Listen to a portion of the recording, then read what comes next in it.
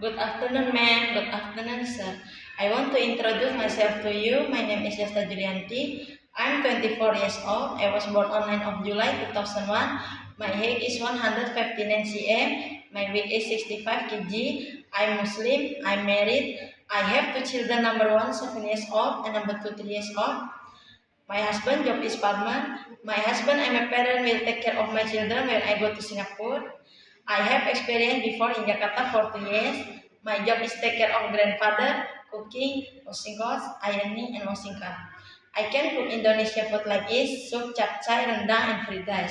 I can handle and cook pork, but I cannot eat pork because I'm Muslim. I will take care of baby, children, and elderly.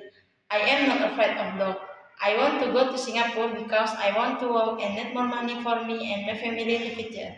I promise will be a good housemate, obedient, honest, hardworking, and finish my contract for 2 years in Singapore. Thank you, sir. Thank you, ma'am. See you soon in Singapore. Bye-bye.